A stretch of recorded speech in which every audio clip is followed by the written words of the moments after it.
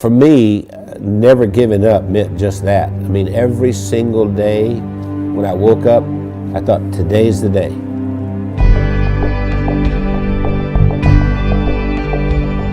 I was the second son in a sharecropper's family, and a sharecropper means that you don't own anything. I mean, you work for someone else who was the landowner. We had practically nothing. Everything was hand-me-downs from someone else.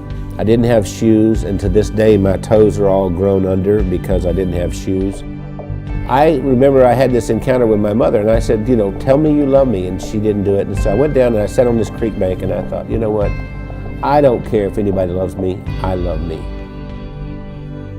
I made a list of goals that I wanted to accomplish, and they were laughable because I didn't even have 2 nickels to rub together, but my first goal was I was going to be a millionaire by the time I was 35. Number 2, I was going to have food to eat because we were always hungry. I mean, my little brother and I used to make mud pies to stop the hunger pains, and I was going to travel all over the world.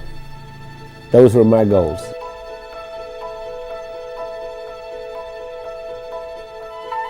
I've learned everything from working with Randy.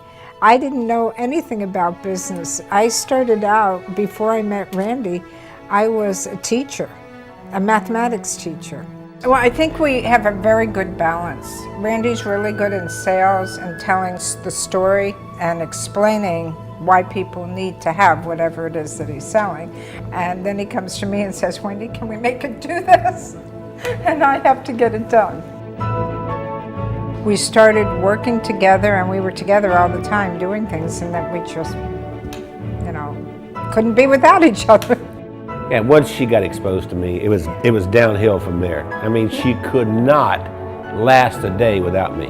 That's probably true. That's what the COO does here. Does hair? She preps me. Spit on it, honey, like you used to do. I never spit. We retired a few times. Did he tell you that? We've tried retirement 3 times, but we never figured out exactly how to do it because we've worked all of our lives. We took a year and we traveled around the world. Then when the decision of the day became, where are we having breakfast? I thought, we're in trouble. If I were giving you advice and you were meeting Wendy for the first time, I would tell you, don't get your feelings hurt if she uses her phone while she's meeting with you. Hey, Kim. Hey, Chris. Okay. I'll see you in the morning. All right. Bye.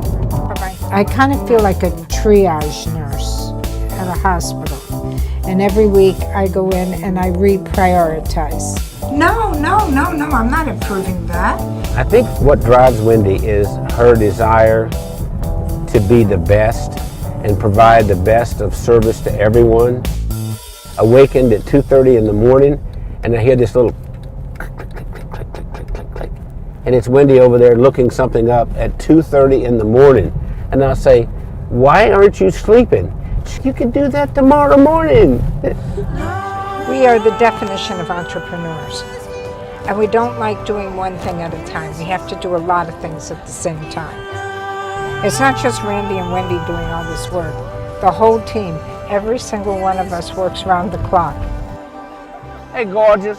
Listen, Bernice has been with us for what, 5, 6 years? 6 years. Yes. And we love her to death. And I love you guys. Yeah. Randy leads with his heart. And he's the most incredible person I've ever met. He's gone through so much in his life. And I believe that I'm going to make me cry here. Randy has made the difference in my life. What's important is, what do I contribute in this day to make the world a better place? I know that sounds corny, but that's really what it is. My daddy used to say, we leave here with empty pockets. The other thing my dad said is that when you leave, you'll be accountable for 2 things. 1, how did you treat Mother Earth? And 2, how did you treat the people on Earth? I feel that I have found joy and that I've given joy, and I think there's a lot more joy that we can give.